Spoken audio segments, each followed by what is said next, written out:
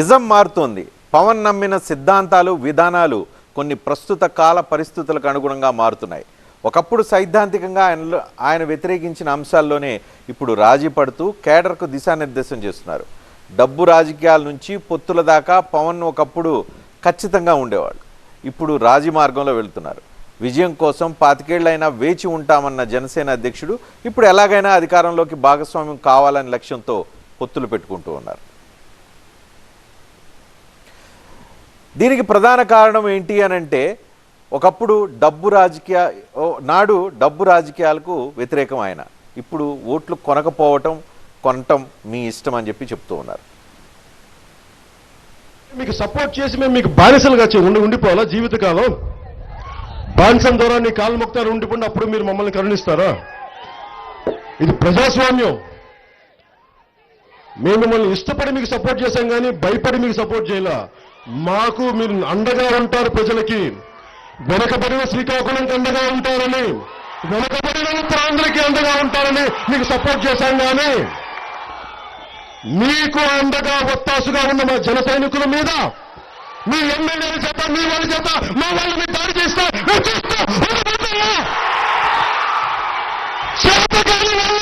మీరు అనుకుంటున్నారా?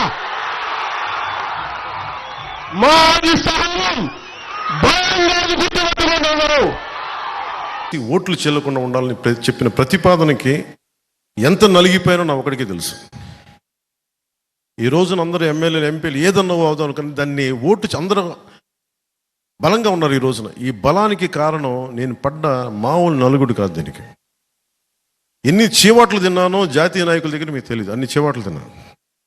నేను ఒకటే 2 చేతులు పెట్టాను, సార్ మా రాష్ట్రం సార్ ప్లీజ్ సార్ ప్లీజ్, ఇంతే దండం పెట్టి ఈ రోజున జరిగింది. నేను ఎప్పుడు జనసేన పార్టీ ప్రయోజనాలు ఆలోచించాలా, ఆంధ్రప్రదేశ్ ప్రజల ప్రయోజనాలు, తెలుగు ప్రజల ఐక్యత ఆలోచించాలి. ఓట్లు కొని నిన్న మాట్లాడుతూ ఉంటే ఒక ఓటుకి ఎంత ఇచ్చారంటే 2,000 రూపాయలు 3,000 రూపాయలు అని. వాటిని 5 సంవత్సరాలకు విభజిస్తే మన 5 సంవత్సరాల జీవితకాలం విలువ రూపాయి అంత. అంటే రోడ్డు మీద మనం గుడి దగ్గర మెట్ల దగ్గర అడుక్కుంటే కూడా వాళ్ళకి ఎక్కువ అంటే అట్లా ఎందుకు అయిపోయింది అని అంటే మనకు అంటే నాకు తెలిసి ఇవన్నీ తెలియక కాదు. ఇవన్నీ ఒక ప్రయత్నం చేయకపోతే సమాజం మారదు. నేను ఎప్పుడు చెప్పలేదు బాబు జీరో బడ్జెట్ డబ్బులు లేకుండా రాజకీయం చేయాలని నేను ఏ రోజున చెప్పలేదు. ఎలక్షన్ కమిషన్ కూడా ఈ రోజున 45 లక్షలు పెంచింది ఖర్చు. ఎవరికి భోజనాలు పెట్టకుండా రాజకీయం చేసేద్దామంటే కుదరదు. కనీసం భోజనాలు పెట్టాలి. నా మీద వస్తారు అభిమానం. నేను నాయకులందరికీ మనం ఒకసారి చెప్పా, డబ్బులు ఖర్చు పెట్టాల్సిందే, ఓట్లు కొనాలా లేదా అనేది నేను చెప్పను. ఎప్పుడు అది మీరు నిర్ణయాలు తీసుకోండి, బాగా పని చేయండి. అసలు ఓట్లు కొనలేని పరిస్థితికి ఉంటే సంతోషం. అది మన అందరం ఏంటి ఒక అందమైన అబద్ధంలో బతుకుతున్నాం. దేశం అంతా అందరూ వేల కోట్లు ఖర్చు పెడతారు కానీ ఎవరు మాట్లాడరు దాని గురించి. అందరూ సైలెన్స్ చెప్పి అలా కూర్చుంటారు. అంత ఫాల్స్ సొసైటీ అయిపోయింది. నాకు కూడా అన్నీ తెలుసా, నీకు కామం కూర్చొని చూస్తాను, నేను చూడాల్సి వస్తుంది. గాజువాకలో ఎవరైనా విజయోత్సవ సభ పెట్టాలి కానీ నేనెప్పుడు జయం కానీ అపజయం కానీ రెండింటిని నేను సమానంగా చూసినవాడిని. నీ పని నువ్వు చేయి, కర్మని భగవంతుడికి వదిలే, ఫలితాన్ని భగవంతుడికి వదిలే. 2014లో ఒక్కడే నుంచుంటే ఇంతమంది లక్షలాది మంది సైన్యం కదిలేరు. ఒక్కడు నుంచొని పార్టీ ఓడిపోయినా నిలబడితేనే పాపం కష్టాల్లో ఉన్న తెలుగుదేశం పార్టీకి ఓడిపోయిన మనం చెయ్యి అందించి పైకి లాగి. దురదృష్టం ఏంటంటే మన దగ్గర ధైర్యం ఉంది, పోరాటం ఉంది కానీ ఎలక్షనీరింగ్ చేసే కెపాసిటీ లేదు, ఓట్లు తెప్పించే కెపాసిటీ లేదు. ఏం ఉందని చెప్తాను, సరే చూద్దాం ఎన్నికలకి.